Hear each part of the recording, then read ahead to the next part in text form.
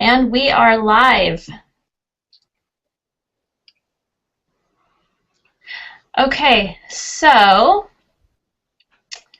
wanted to welcome everyone here tonight to our first Educational In-Service for Monarch Webwork. We are live, so welcome to everyone who's joining us. I'm super excited about this, the educational in-services that we have coming up this year. Tonight, of course, is Russ Nash with Rock Your Library and teaching us all sorts of resources, digital resources, and other things that we might not know that we have at our fingertips. In February, we'll be having Maria Drishkova from naturalmath.com. Maria is going to be sharing her 7 principles of natural math, and she's going to do a short activity to help us see that in action. Then in March, we have Dr. Bernie Nebel. Dr. Nebel will be describing 4 elements of teaching that are critical in guiding children toward a foundation of scientific understanding. And he is also the creator of much of our curriculum that we use for science at Monarch Webwork. So if you're watching this live, I encourage you and ask you to share it with all of your networks. I'll put a link in the Facebook that you can click on to invite others to come and join us. And without further ado, I'll turn the time over to Russ Nash to introduce himself and tell us a little bit about your experiences. Russ? All right, thank you. Can everyone hear me okay? All right, so just by way of quick introduction, as she said, my name is Russ. I actually don't have a lot of library background, so let me tell you a little bit of my story. Last October, I was hired on with the Idaho Falls Public Library, mostly to do their social media outreach and web development, and that began a very fun but steep learning curve in the ins and outs of what a library offers, and it has been a non-stop almost 4 months since then of going through and learning what resources are there and putting them on a website for our patrons and so on. So for those of us who are live tonight, what I hope to actually do is to kind of facilitate a discussion and talk to you a little bit about your experiences with libraries, what you have in your area, and just find out generally where we all stand on that. So one of the first things I'll say about libraries is I've gathered in the last few months that we are all very different, except we have books and we have resources. And every library seems to run differently. States run their library systems differently. So I'll be speaking from the background of Idaho's library system and the Idaho Falls Public Library. And again, I'll welcome any comments from those who would like to share what you know about your libraries and your experience there. All right, I'm going to go ahead and start a screen share and show you a little bit of what we've got going on with the Idaho Falls Public Library.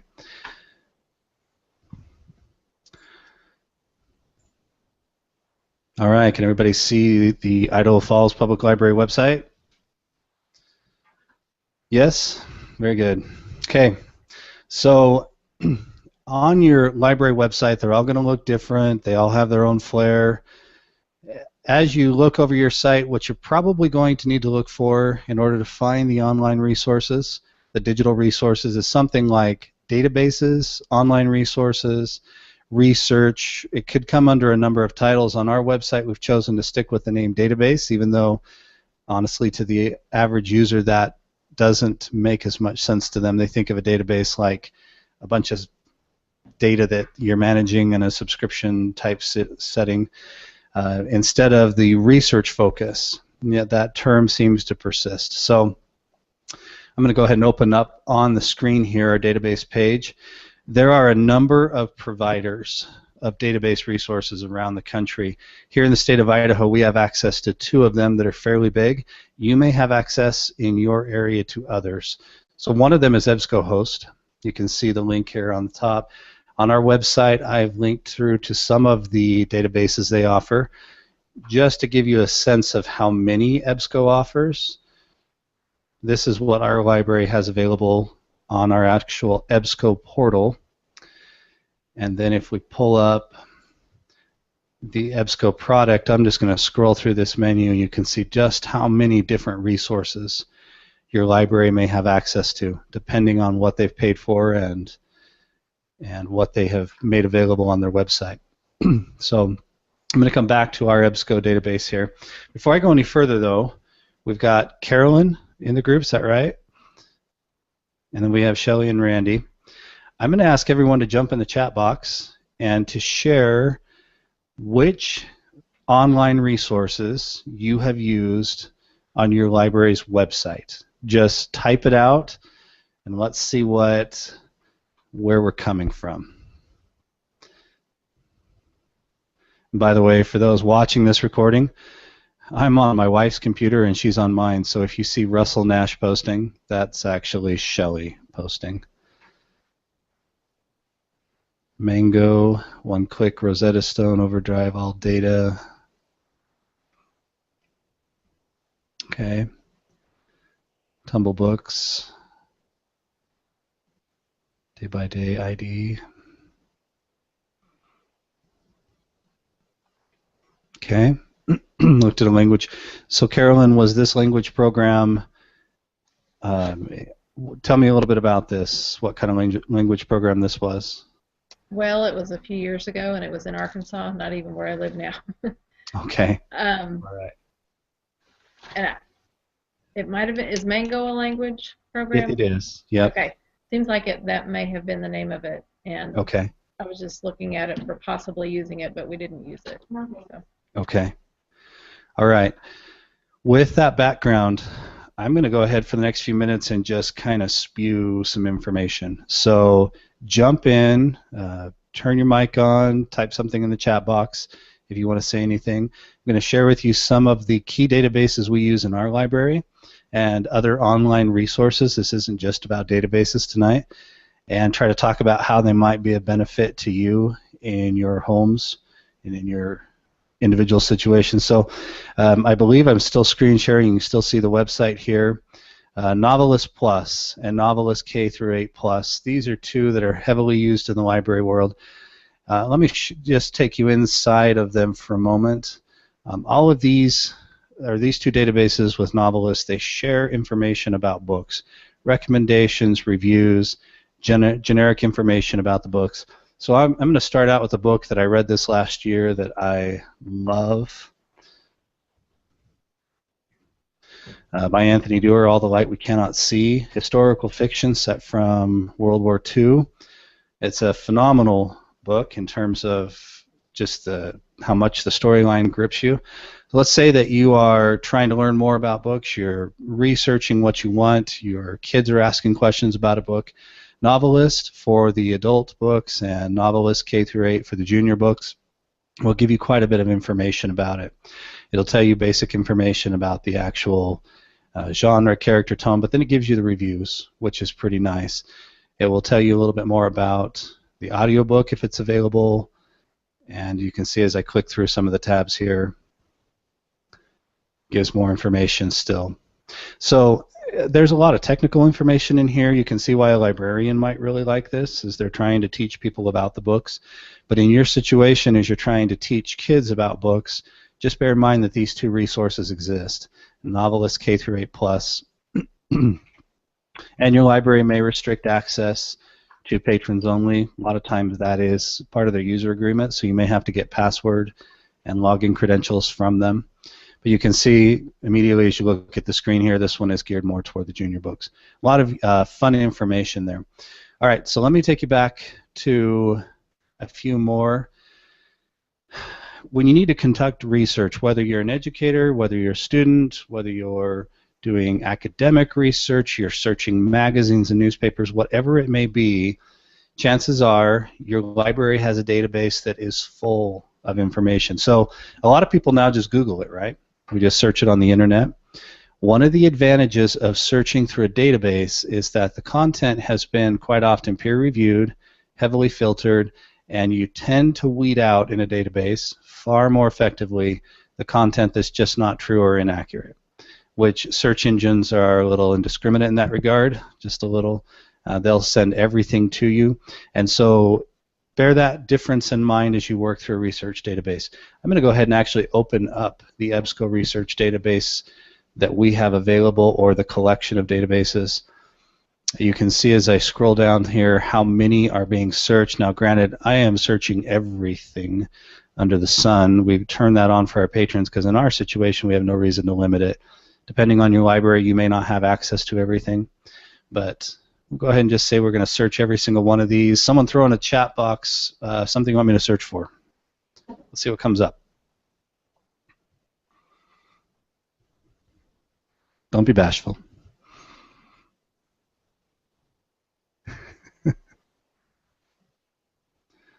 Ben's already searching Google. Roman Colosseum. I don't know how to spell Colosseum either. All right, someone help me here. Colosseum. Right there. Okay, let's see what we. No, I didn't search Roman. Let me go back and refine that. Okay.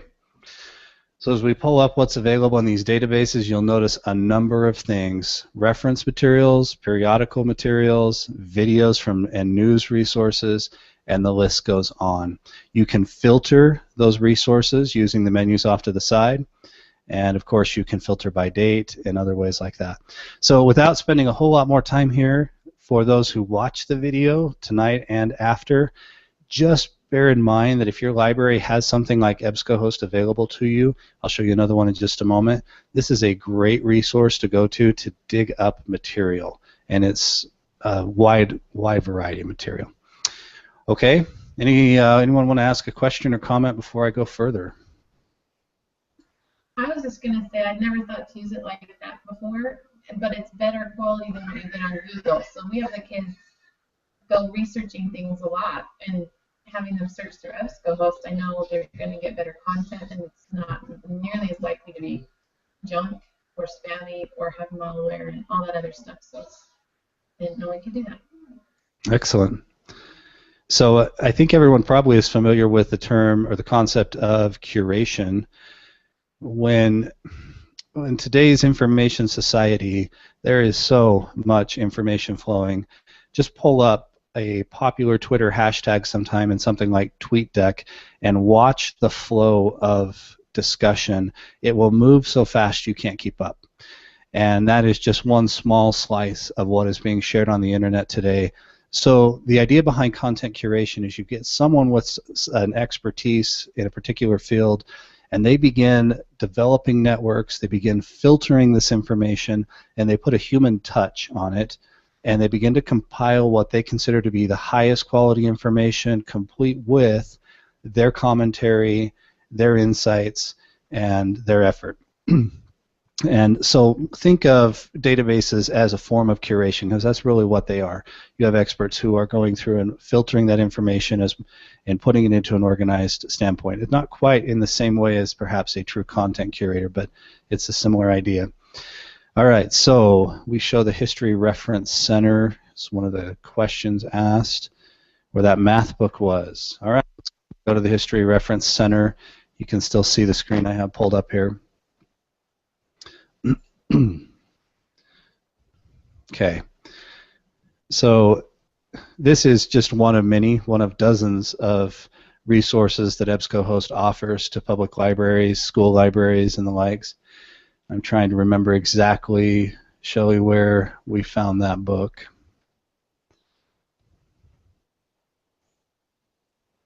I don't You sure it was how you sent it to me, but it was textbooks. There was also medical school for the average person course on there.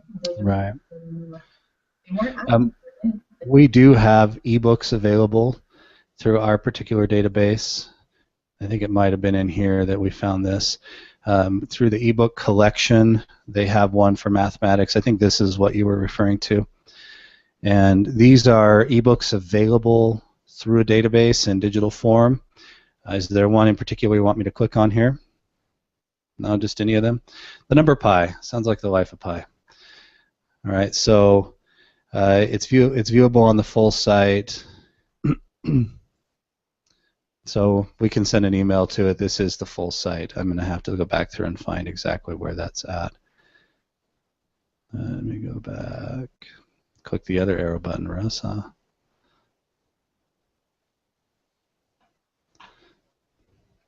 Anyway, this is where we found that book. Shelley, I wish I'd thought to pull it up ahead of time before we did that. But that's one of the resources that you might have available through EBSCO is the ebooks themselves. Okay. All right. I did want to show you another database that we have available, at least at our library. Again, this is going to vary by library, and that's the Gale Cengage Learning Collection. We have the virtual reference resources available, and they've got three pieces connected through to our library. I'll just go ahead and open up the portal, the Lit Finder, the reference library, and then the actual Chiltern library.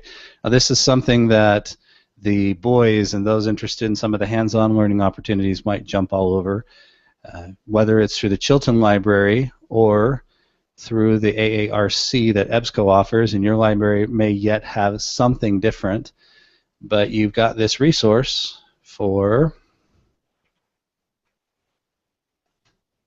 auto mechanics. So I'm just going to go ahead and pick a car that I have, a 2000 Chevy Astro, and let's hope it doesn't let me down and not have a lot of details. Sometimes they don't have every make and model. But as I pull up information about that, it's got resources for repairing the car, maintaining it, and so on. And so let's just say I want to work through the broken door pieces. And you can just see as it goes through, you can pull up information and drill down in through the menu and find information about that particular part. Now that's through Chiltern. The AARC also offers one through EBSCOhost. So we'll go ahead and pull up the same car.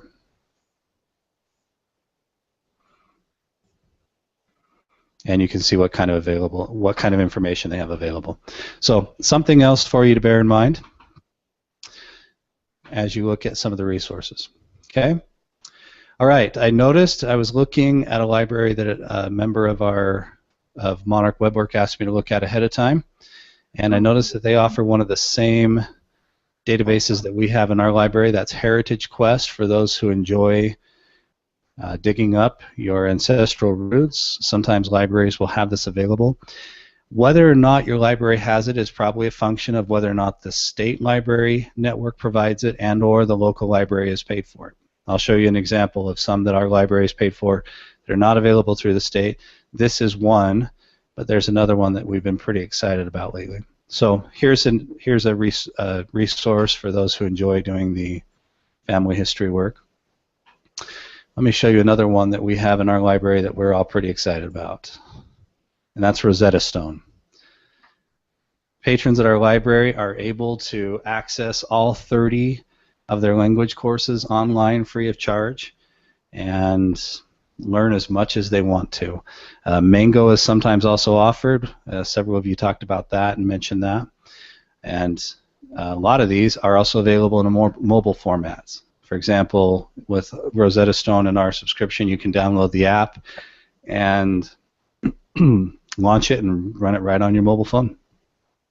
All right. Oh, Shelley found the book. It's in the Gale Virtual Reference Library. Let's go back to that and pull up that math book as an example. You can just open the library, but it's a phenomenal textbook library. What's that, Shelley? You don't actually, you can just open it up and show them in general. It's got amazing information. Yeah. With all of these, your first time in, it can be very overwhelming. There's so much information available. When we say databases at a library, this is what we're talking about. We're talking about online resources full of information. And it's just simply going to take some time for each of us to dive into that, find out what our library has available online, go talk to our librarians in person. Sometimes the library will have more available from their internal computer network than they will from outside of the computer network. It depends on how they've set it up. So definitely visit with them in person and ask the librarians what do you have? Let them kind of give you a tour through. So, all right. I mentioned that there's more to what your library has online than strictly databases, although that is a major part. Let me share with you a couple of things that we have that are not necessarily databases. One of them, which is very common, I think a lot of libraries probably have access to this or something like it, is Overdrive. Just kind of by a visual show of hands on the screen, how many have used something like Overdrive where you've downloaded ebooks and audiobooks and listened to them? Okay. There's quite a few resources available on a site like this. We have, at the Idaho Falls Public Library, we offer Overdrive. We also offer One-Click Digital, and the state of Idaho offers Tumble Book Library. Again, you may find other resources available at your library. A lot of these platforms have also developed mobile apps, and so they are very mobile friendly.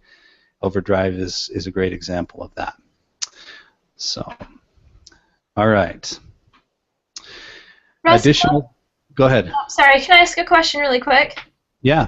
Do you know from being inside a library perspective, if my library doesn't have something like, I'm pretty sure we don't have Rosetta Stone, do you know how hard the process is to encourage your library to get some of these other subscriptions, or do you know what is entailed in that? That is a great question. I'm going to stop the screen share for a minute and talk to everybody. I cannot say for every library. Shelley might want to chime in because she's been on a library board in a smaller community.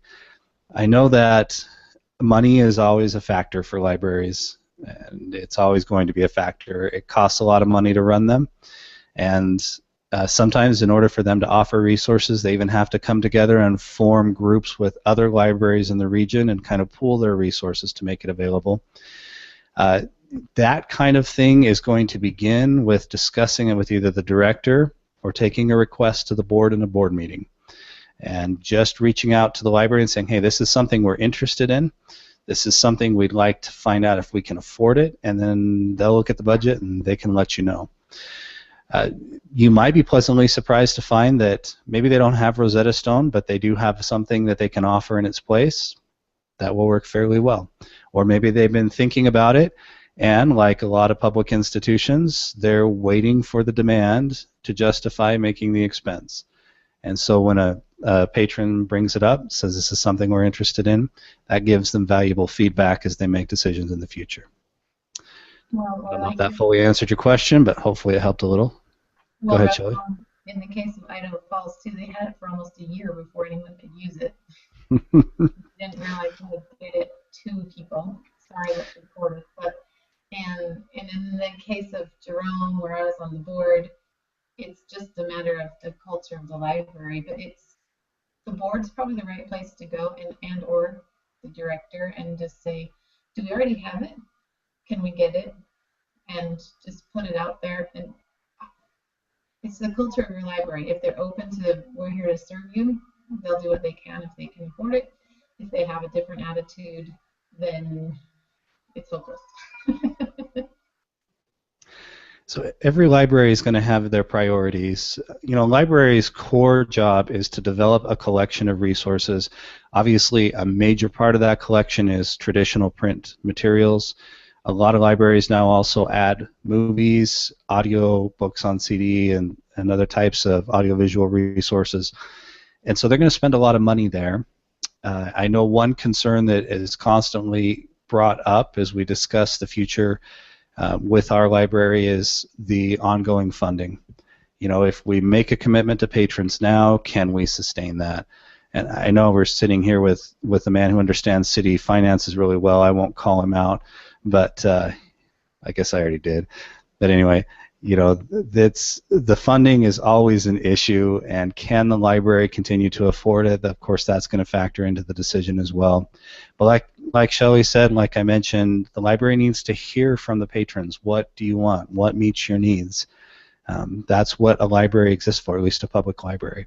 I can't speak to academic libraries and school libraries. I know they have different priorities and things like that. But for a public library, we want to know what the patrons want. and that's what we want to provide. All right. Any other questions?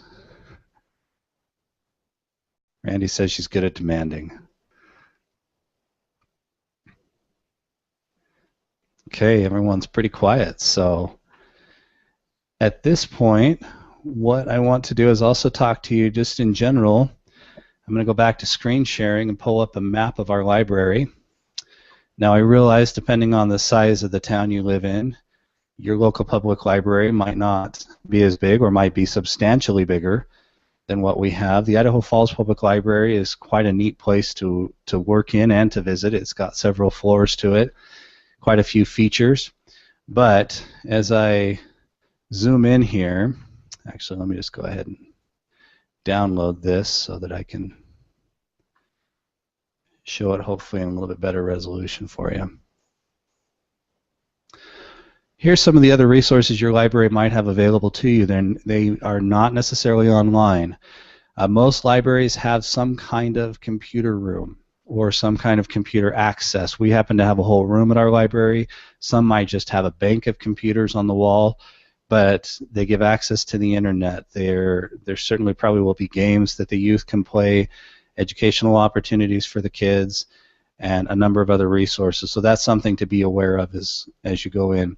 A lot of libraries will have special collections. Here in the Idaho Falls Public Library, we have what we call the Idaho Room, where we've gathered materials that have been published in or published about Idaho.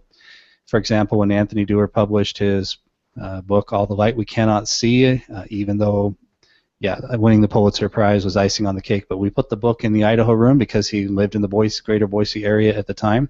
And so we have a permanent copy. A lot of times special collections do not circulate.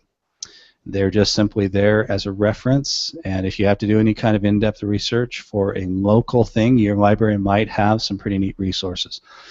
It turns out in the Idaho Falls Public Library, because Idaho Falls is where Wilson Rawls wrote his Where the Red Fern Grows, we have a whole collection of materials on Wilson Rawls. In fact, we have far more in paper and print format than we do in digital format. One of our upcoming projects in our library is to actually digitize that and put it out there on the internet for people. And that'll be quite an ongoing thing. Your library may have study rooms. They may have other resources to help. Definitely they're going to have multimedia. Let me go ahead and scroll down. Check out the children's section of your library. They're going to have a wide variety of materials. In your children's section, of course, they usually have some kind of community room or meeting room that you can use. And then the floor that I work on, the top floor, there's all kinds of resources on those, from the traditional nonfiction and fiction collections right down to the collection of periodicals, the grown-up comic book collection, also known as graphic novels. Those are actually kind of fun, and so on. And of course, you've got all your librarians and their resources. And that's just a quick sampling of what our library has. Let me open this up for a minute. What other resources have you found at your local library? Go ahead and throw it in the chat box or turn on your mic that I haven't mentioned with our library here in Idaho Falls.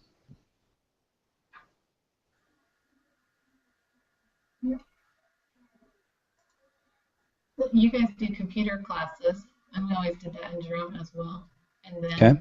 I don't know if IF does it, but Jerome always offered tax filing assistance for seniors, and would have classes on like resumes, and you've got your summer reading programs for kids and reading programs all the time. And IF has more reading programs through the year. You might mention them, I don't know. Yeah, we'll get into programs in a minute. Okay, great, thank you. So Sarah says we have way more resources in IF than she does. Randy concurs. News stores, New York Times, so much. Very good. I'm going to go ahead and screen share again. Shelley mentioned some of the computer classes. We have a staff member in our library whose main work assignment is to make sure that we are promoting computer literacy, digital literacy with our patrons. And so we have a fairly nice computer room that's been recently updated. It's got about 30 machines in it.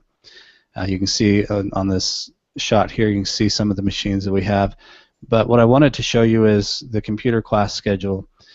I don't know what every library is going to offer, but this is one of those questions I would encourage you to ask your librarians. What kind of courses do you offer for things such as how to use Microsoft Office, how to do the basics out on the internet, email, social media, and so on. This month we're adding in computer security, something that we have not necessarily done before. I've seen classes on how to create and send e-cards.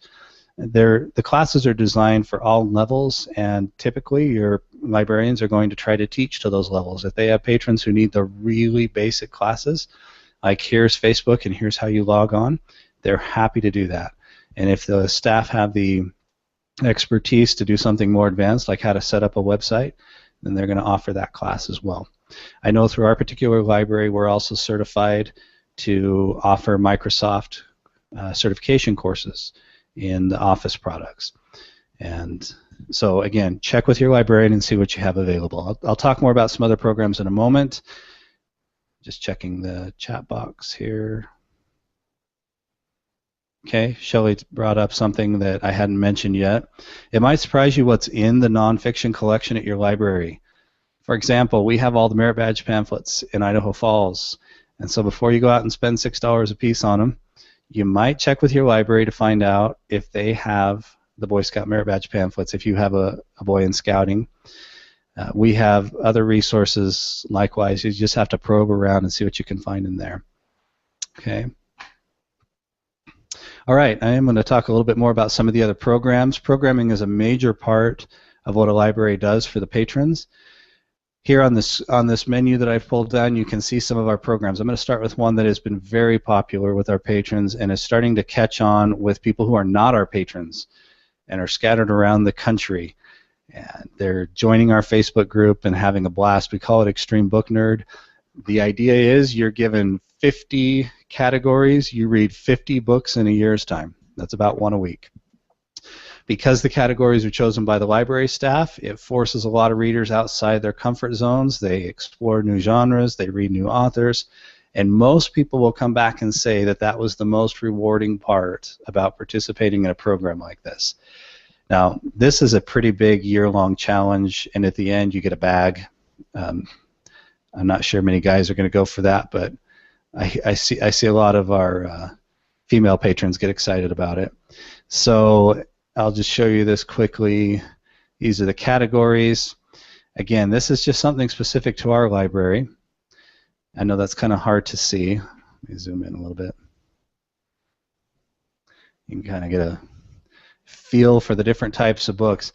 These types of challenges make librarians happy, and so find out what they're doing. They love to see their books circulate. They love to see you get excited about reading. They love to educate. A lot of people don't know what the National Book Award is, but when you have to read a book from that category, you learn, and the list can go on and on. So there may be other programs at our library. We offer seasonal programs like winter reading, summer reading. We also have book clubs that we offer to patrons. There's not a lot of information on here about our book club right now as it kind of gets started again for the new year, but people are given a book, they come together, they discuss it. If you don't have enough people or you aren't successful in getting a book club going with your little inner group of friends, you might want to look at your local library and see if they have something different or something similar. Journal group, we have one staff member who loves to journal and scrapbook, and so she's been issuing journal prompts to those who are interested and inviting them to journal. We have another staff member who has been developing a writing program for teens and inviting them to come in. They have written for a lot of different things. They've participated in national contests, and when they gather in an informal way. They gather with their drinks and their snacks, and they just talk and have fun and write, and it's been quite a good experience for them. Of course, there's always story time for children. For those who may have small children still, the story time can be a great way to get your child interested in reading, let them have some fun. Our library right now is going through the Every Child Ready to Read program to design for the 4- and 5-year-old skills they need to know before they learn to read. We have Love and Logic Parenting that's starting up in February for parents. And turns out this summer we have the Smithsonian Waterways exhibit showing up. We're pretty excited about that. So again, the point is check with your librarian, find out what they have, and just tell them what you're looking for and open up that channel of communication. All right. Shelley said she could totally win a classics only list. Very good. All right, let's go ahead and turn mics back on and just chat for a little bit. I'm curious to hear what's going through your heads right now. What are you thinking? What did you learn? What are you still wondering? I'm thinking I should live in Idaho Falls. We are fortunate to have what we have here. We all know that. I remember when I lived in Provo and went to the Orem Library, and they had art that you could check out. Do you have that as well? We do not do so much with art, but I have heard great things about the Orem Library. I'm not as familiar with that. Tell us a little bit more. When you say you checked out art, what exactly? We were able to get just prints, and well, they were framed artwork that we could hang on the wall for a month or 2 months or whatever, and then switch it out. Yeah. That's cool. Yeah, it was. Very nice. I know in Idaho Falls we have what we call a book club in a box. Actually, I did show you that. Give me 1 second. I'm going to screen share one more time. This has just been updated, and it's one of those where it's. Make sure that screen share starts up. Can you see my screen again? Okay. Actually, I can pull it up right here. The book club in a box is one of those that, you know, it doesn't fly out the door quite as fast as other things, but it is just constantly, steadily used. We have plastic totes with about 10 copies of books that patrons vote on every year. They can come in, they can check out these boxes, take these books for 6 weeks, and in their personal book clubs, they then study these. We offer prompts, and we have quite a collection. So you can see the list. We had a few added this year that were voted on at the end of 2015, and then you can see the rest of the list of what they have built up over time. Let me go back and just give you a quick glance at the boxes themselves. It's just a really simple thing, but going back to what was pointed out with the art, you never know what your library may have hiding there. So here's a picture of our new 2016 book club in a box sets. Makes it a lot easier to run a book club when the library can send you home with 10 copies of a book. All right. So let's continue hearing some thoughts. Thank you for what you shared. That reminded me that we do have little boxes for science that the kids can check out, and they have to use them there at the library. They can't take them home, but they have all kinds of stuff in the boxes. They used to have a science afternoon, but then they just went to, you could just look at them while you were there. Nobody's there to guide it anymore, but Excellent. Still a neat little resource. Excellent. Shelley, do you want to talk for just a minute about what Jerome did with the makey-makeys and stuff? That the science boxes reminds me of that. Sure. That's one area where Jerome kills IF. Sorry. The director there is a former homeschooler herself, and she loves the Make It. And so she got a grant from Google and got all of her staff trained. They have Arduino boards and circuit boards, and the kids have to read a certain number of hours to earn the parts for their robots. Actually, because they're expensive, not because we don't have the money. We don't want to have them. We don't want them flying out the door to every kid that walks in. We want them to be committed. So they had to read and they had to attend, but they do makerspace types of things, and they've played full-size games of Sorry, and it's the best science curriculum, and I miss it a lot. But makerspace is one thing that was really, really well received in the library over in Jerome. So if you were actually to check out their Facebook page, you'd see the kinds of things they do. They were, built the typical building a basket for your egg, and then they dropped it from a ladder in the community room, and they usually have a good yummy treat.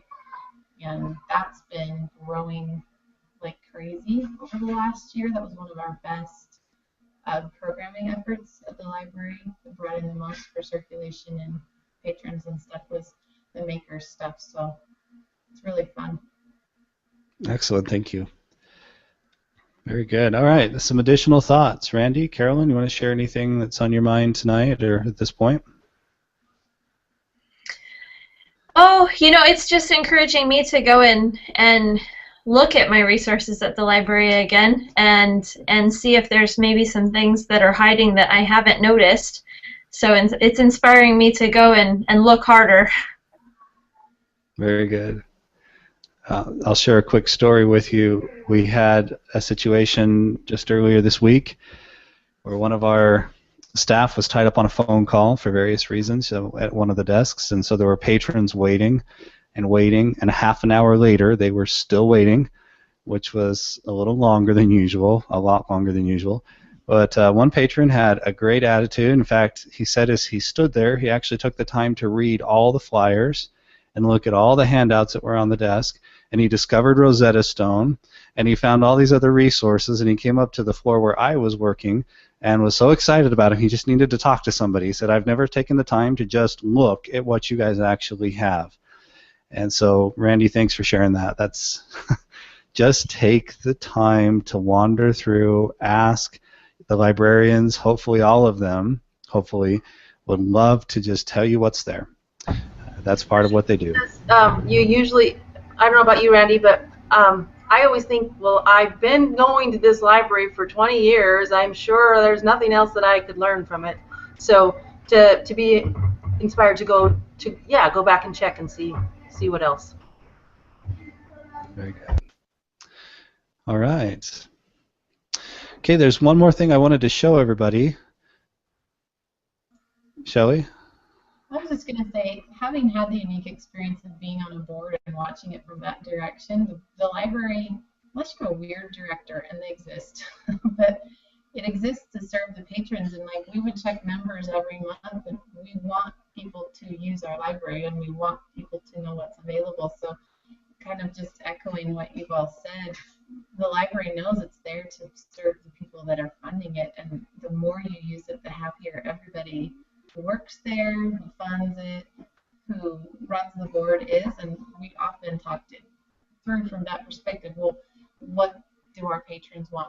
And I didn't even know the databases, what they were. So that was one of the reasons that I asked my husband to do this. Was I had never thought to use them as a much safer version of Google or whatever. So I'm still learning and amazed at what's available in the library. I had no idea. This is very informational. Wonderful. All right. Well, as we kind of start to pull everything together, I mentioned that I was hired at the library to do web development, web design, but also to be their social media manager. Libraries are, some of them more than others, slowly starting to move into that online world. I'm going to go ahead and screen share again and just share with you some of the resources that you may find from your library in a place you may not have expected. And so, can everyone see my Facebook screen here? So this is our Facebook page. I spend a lot of time with this page, and you're seeing it from an admin, so you're seeing things that, as I log in, that you wouldn't normally see just visiting. But as you connect with your library online, especially if they're active, if they're not, find a neighboring library that is, because those that are active on social media know that there's far more than just sharing what kind of programs are happening. Now, I have seen some situations where libraries will just announce on Facebook, yeah, we have story time this, program this, and that's all they ever share. But there are other resources your library might have. So I'm just going to skim down through our feed for a minute and talk to you about some of the things you may be able to find from libraries. Of course, you'll find them from Idaho Falls. You're welcome to like the page if you want. We do announce things that we have in-house. You can see we just announced our update to the Book Club in a Box. One of my favorite things to do, and our patrons seem to love it, is to find things that are just inspiring, pretty, and fun, and share them, and help fill your Facebook feeds with reading-focused, learning-focused material, and put it in front of your kids. I found this picture on a Pinterest. I believe it was Pinterest where I found it. There's a lot of beautiful symbolism in that, between the flying book, the key, you name it. It's just a neat picture. a lot of other things that we focus on is we scour through using Google Alerts and other just basically expanding our network.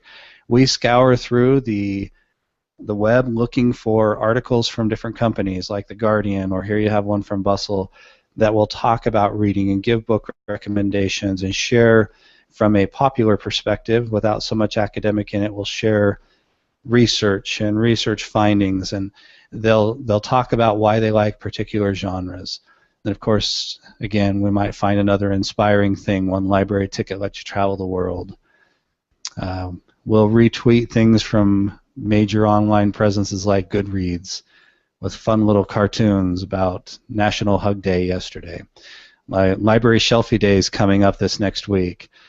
So a lot of times your library also will try to promote something local in the online world, or their Facebook and other social media channels. Here's a historic picture of Idaho Falls that drew a little bit of traction since we posted it about a day or so ago. And then we'll talk about book awards. I can't go back in the feed very far just because there's a lot here. Fun articles about the 14 stages of rereading a favorite book. It just makes you laugh, but it makes you think at the same time. Another program announcement, storytime announcement, Love and Logic. We had a few of those. Some fun cartoons. Yes, DIY types, we understand you. That's why we have so many materials for you. 14 books, so kind of we look ahead at what's coming out in the publishing world in the coming year. We look back on what's been popular, so if you're looking for a book to read or a recommendation, check out some of those social media feeds. So I don't want to belabor it a lot more, but I do want to encourage you, if your library is active on social media, and you are too, connect with them.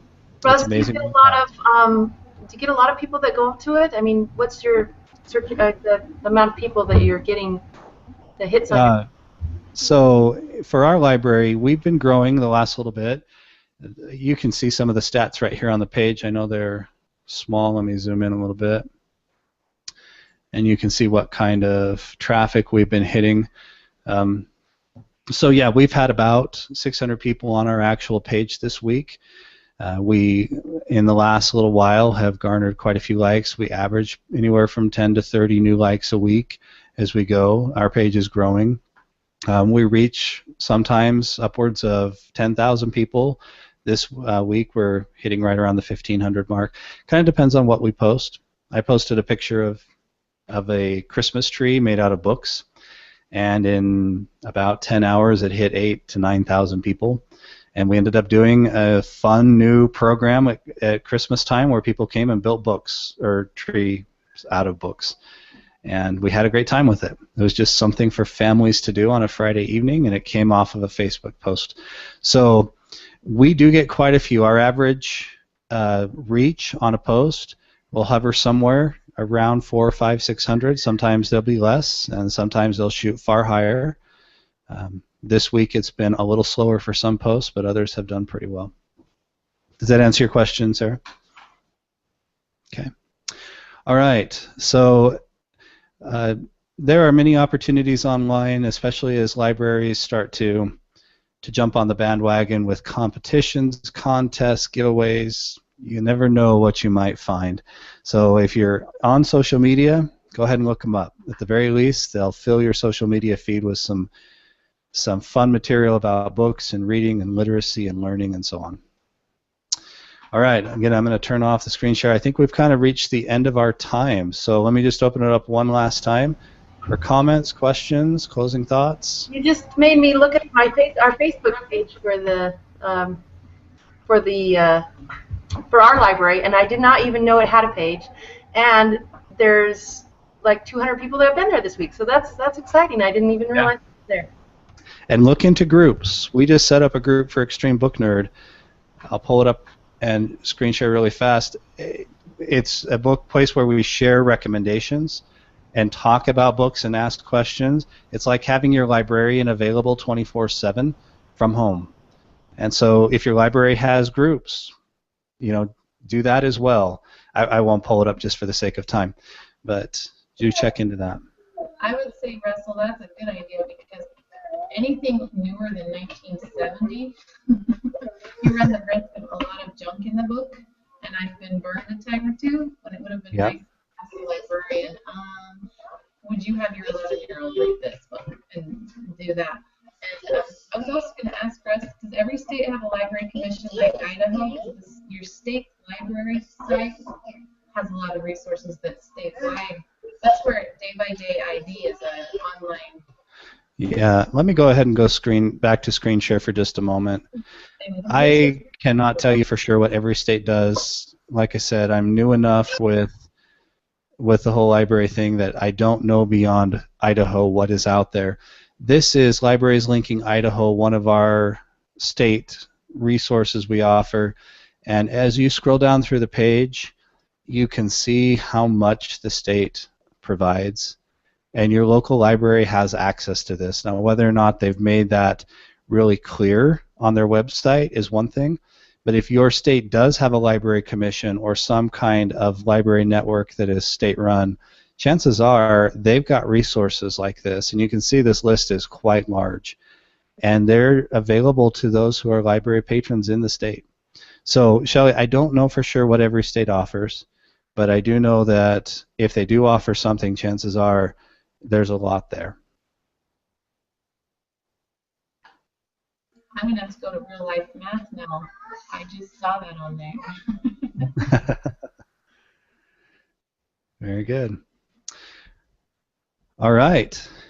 Well, thank you, everyone. And for those who watch this recording later, hopefully you get something valuable out of it as well, whoever you may be. Randy, I'm going to sign off on my mic now and turn it back over to you.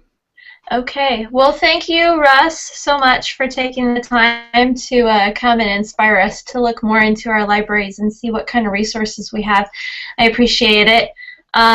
For those that are with us live or watching this later, I just want to again remind you about the other educational in-service nights that we're going to have coming up and encourage you to attend. The next one is going to be February 23rd at 7 o'clock Mountain Standard Time. And again, that's Maria Drishkova. She's from naturalmath.com. Such a great thing that she's agreed to come and talk to us. She actually grew up in the Ukraine and she attended math circles there. Math circles are a fun way to play with math, and after coming to the States, Maria wanted to share her love of math, and so she started leading math circles and teaching natural math principles. She has a PhD in mathematics and does consulting work in game design. Her company publishes books for a variety of authors that approach math in a variety of different ways. And she's going to be sharing with us her 7 principles of natural math, and we'll do some activities to help us see how that works in action, and then she'll have a Q&A section. So I encourage everybody to put that on the calendars. You can go to our events page in our calendar on monarchwebwork.com, and down at the bottom, if you click on either the Google or the iCal, it'll pop it right into your calendar for you so that you can make sure not to miss it. So again, thank you very much, Russ, for coming and joining us. We appreciate it. And thank you for everybody else who came. Hope you have a good evening.